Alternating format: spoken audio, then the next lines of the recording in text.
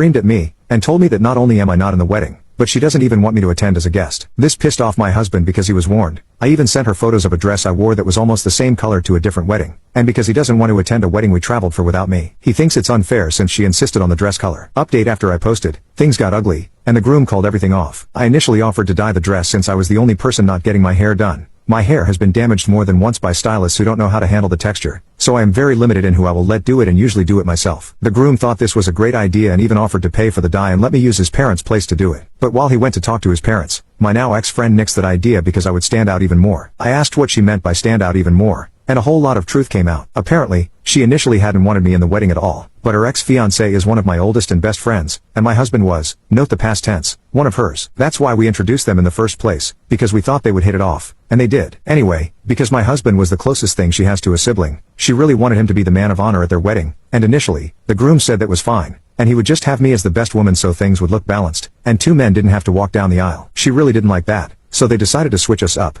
No big deal. Except it was, because I'm the only person of color in the whole wedding party and one of the very few who would be at the wedding at all, and I'm going to stand out in every single picture. I asked her what about the groom's parents. The groom is white, but he's adopted by a black couple and is quite close to both his biological and adoptive parents, but if you ask who his parents are, he always says the people who raised him. Her theory was that his biological parents would be in the pictures, not his adoptive parents. When the groom came back and heard this, he flipped out. Then she said the dumbest thing she could have said: it's not his fault, he had no control over who adopted him, and the pictures should just be real family. At that point, the groom had heard enough and told her that they were his real family, and he couldn't believe she would say that. She was not the person he thought she was, and he was not marrying her. She got pissed and told him he was being ridiculous, but his parents could be in some of the photos, and they would take some without them. He told her again that he was in no way, shape, manner, or form marrying her after what he heard and, in fact, he wanted nothing to do with her. She got upset and said she was at least going to have fun at the reception. He reminded her that he and his parents paid for everything, including the reception, and she was not welcome, and he would inform security of that fact. The bride ran off to tell her parents what he was saying and doing, so they came out guns blazing to confront him, but apparently, she didn't give them all the facts. When he laid it out for them, they were appalled. Her father literally tore her a new one, talking about how she was not raised that way and he couldn't believe this was the person she had become. They apologized to the groom, offered to pay for half of the wedding,